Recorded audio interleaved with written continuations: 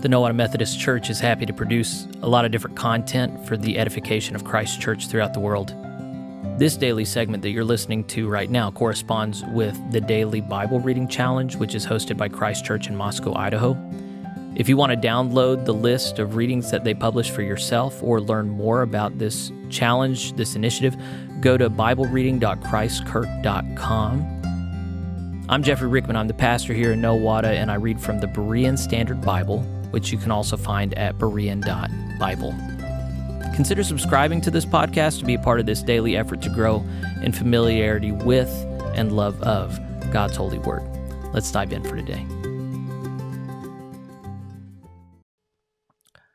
Hey, yo. I accidentally published the wrong thumbnail with yesterday's reading. I'm sorry if it confused anybody. A lot of you only saw it after a few hours, and it was fine. But anyway, if I confused you, I'm sorry. We're just picking up where we left off yesterday. I don't think any special announcements to say now, so let's go ahead and get into it. We're at Deuteronomy chapter 21. The Lord be with you. Let's attend upon his word. If one is found slain, lying in a field in the land that the Lord your God is giving you to possess, and it is not known who killed him, your elders and judges must come out and measure the distance from the victim to the neighboring cities. Then the elders of the city nearest the victim shall take a heifer that has never been yoked or used for work. Bring the heifer to a valley with running water that has not been plowed or sown, and break its neck there by the stream. And the priests, the sons of Levi, shall come forward, for the Lord your God has chosen them to serve him and pronounce blessings in his name, and to give a ruling in every dispute and case of assault. Then all the elders of the city nearest the victim shall wash their hands by the stream over the heifer whose neck has been broken, and they shall declare, our hands did not shed this blood, nor did our eyes see it.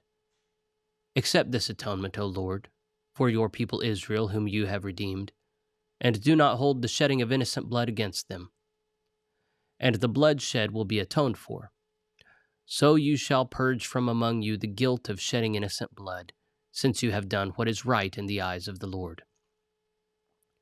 When you go to war against your enemies, and the Lord your God delivers them into your hand, and you take them captive, if you see a beautiful woman among them, and you desire her and want to take her as your wife, then you shall bring her into your house. She must shave her head, trim her nails, and put aside the clothing of her captivity. After she has lived in your house a full month and mourned her father and mother, you may have relations with her and be her husband, and she shall be your wife. And if you are not pleased with her, you are to let her go wherever she wishes, but you must not sell her for money or treat her as a slave, since you have dishonored her. If a man has two wives, one beloved and the other unloved, and both bear him sons, but the unloved wife has the firstborn son, when that man assigns his inheritance to his sons, he must not appoint the son of the beloved wife as the firstborn over the son of the unloved wife. Instead, he must acknowledge the firstborn, the son of his unloved wife, by giving him a double portion of all that he has, for that son is the first fruits of his father's strength. The right of the firstborn belongs to him. If a man has a stubborn and rebellious son who does not obey his father and mother and does not listen to them when disciplined, his father and mother are to lay hold of him and bring him to the elders of his city, to the gate of his hometown, and say to the elders, this son of ours is stubborn and rebellious. He does not obey us. He's a glutton and a drunkard. Then all the men of his city will stone him to death. So you must purge the evil from among you, and all Israel will hear and be afraid. If a man has committed a sin worthy of death, and he is executed, and you hang his body on a tree, you must not leave the body on the tree overnight, but you must be sure to bury him that day, because anyone who is hung on a tree is under God's curse. You must not defile the land that the Lord your God is giving you as an inheritance. Deuteronomy chapter 22.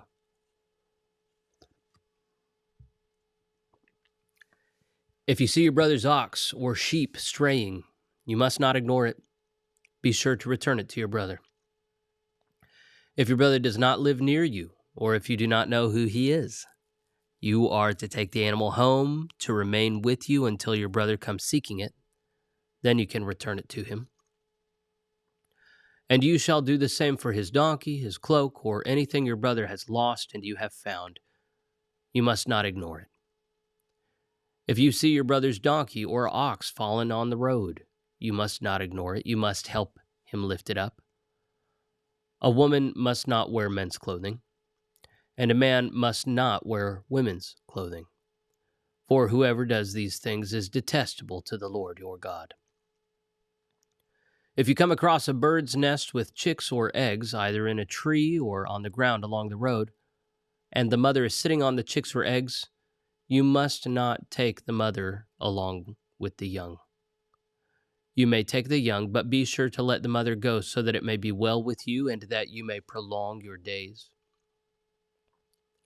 If you build a new house, you are to construct a railing around your roof so that you do not bring blood guilt on your house if someone falls from it. Do not plant your vineyard with two types of seed. If you do, the entire harvest will be defiled, both the crop you plant and the fruit of your vineyard. Do not plow with an ox and a donkey yoked together. Do not wear clothes of wool and linen woven together. You are to make tassels on the four corners of the cloak you wear. Suppose a man marries a woman, has relations with her, and comes to hate her, and he then accuses her of shameful conduct and gives her a bad name, saying, "I married this woman and had relations with her, but I discovered she was not a virgin." Then the young woman's father and mother shall bring the proof of her virginity to the city elders at the gate, and say to the elders, "I gave my daughter in marriage to this man, but he has come to hate her. And now he has accused her of shameful conduct, saying, 'I discovered that your daughter was not a virgin.' But here is the proof of her virginity." And they shall spread out the cloth before the city elders. And then the elders of that city shall take the man and punish him. They are also to fine him 100 shekels of silver and give them to the young woman's father, because this man has given a virgin of Israel a bad name. And she shall remain his wife. He must not divorce her as long as he lives. If, however, this accusation is true, and no proof of the young woman's virginity can be found, she shall be brought to the door of her father's house, and there the men of her city will stone her to death, for she has committed an outrage in Israel by being promiscuous in her father's house. So you must purge the evil from among you. If a man is found lying with another man's wife, both the man who slept with her and the woman must die. You must purge the evil from Israel. If there is a virgin pledged in marriage to a man, and another man encounters her in the city and sleeps with her, you must take both of them out to the gate of that city and stone them to death, the young woman because she did not cry out in the city, and the man because he has violated his neighbor's wife. So you must purge the evil from among you. But if the man encounters a betrothed woman in the open country, and he overpowers her and lies with her, only the man who has done this must die. Do nothing to the young woman, because she has committed no sin worthy of death. This case is just like the one in which a man attacks his neighbor and murders him. When he found her in the field, the betrothed woman cried out, but there was no one to save her. If a man encounters a virgin who is not pledged in marriage, and he seizes her and lies with her, and they are discovered, then the man who lay with her must pay the young woman's father 50 shekels of silver, and she must become his wife, because he has violated her. He must not divorce her as long as he lives. A man is not to marry his father's wife, so that he will not dishonor his father's marriage bed. Deuteronomy chapter 23.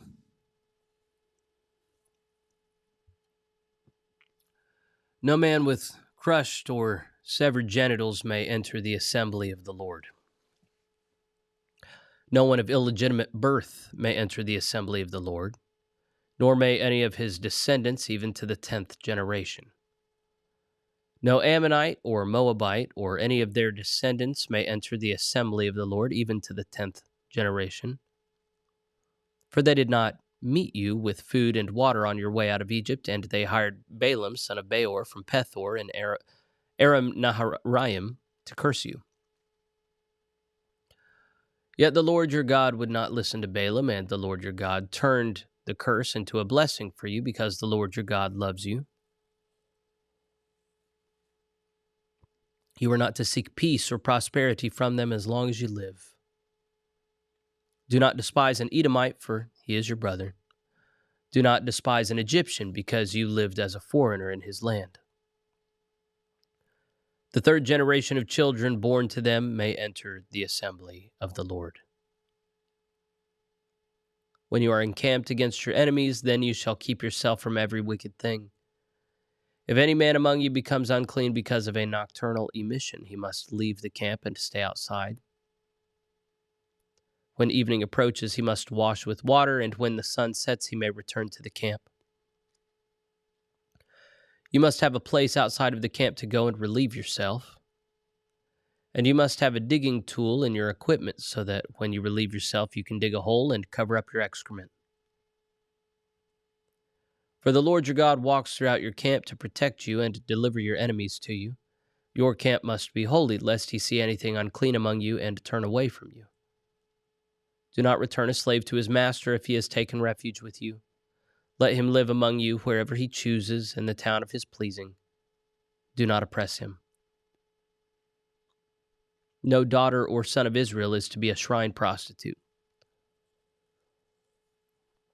You must not bring the wages of a prostitute, whether female or male, into the house of the Lord your God to fulfill any vow, because both are detestable to the Lord your God. Do not charge your brother interest on money, food, or any other type of loan. You may charge a foreigner interest, but not your brother, so that the Lord your God may bless you in everything to which you put your hand in the land that you are entering to possess.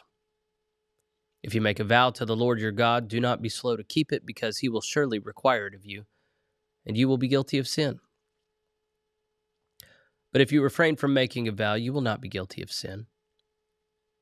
Be careful to follow through on what comes from your lips, because you have freely vowed to the Lord your God with your own mouth. When you enter your neighbor's vineyard, you may eat your fill of grapes, but you must not put any in your basket. When you enter your neighbor's grain field, you may pluck the heads of grain with your hand, but you must not put a sickle to your neighbor's grain. Deuteronomy chapter 24. If a man marries a woman, but she becomes displeasing to him because he finds some indecency in her, he may write her a certificate of divorce, hand it to her, and send her away from his house. If after leaving his house she goes and becomes another man's wife, and the second man hates her, writes her a certificate of divorce, hands it to her, and sends her away from his house, or if he dies, then the husband who divorced her first may not remarry her after she has been defiled, for that is an abomination to the Lord. You must not bring sin upon the land that the Lord your God is giving you as an inheritance. If a man is newly married, he must not be sent to war or be pressed into any duty. For 1 year he is free to stay at home and bring joy to the wife he has married. Do not take a pair of millstones or even an upper millstone as security for a debt, because that would be taking one's livelihood as security. If a man is caught kidnapping one of his Israelite brothers, whether he treats him as a slave or sells him, the kidnapper must die. So you must purge the evil from among you. In cases of infectious skin diseases, be careful to diligently follow everything the Levitical priests instruct you. Be careful to do as I have commanded them. Remember what the Lord your God did to Miriam on the journey after you came out of Egypt. When you lend anything to your neighbor, do not enter his house to collect security. You are to stand outside while the man to whom you are lending brings the security out to you. If he is a poor man, you must not go to sleep with the security in your possession. Be sure to return it to him by sunset, so that he may sleep in his own cloak and bless you. and this will be credited to you as righteousness before the Lord your God. Do not oppress a hired hand who is poor and needy, whether he is a brother or a foreigner residing in one of your towns. You are to pay his wages each day before sunset, because he is poor and depends on them. Otherwise he may cry out to the Lord against you, and you will be guilty of sin.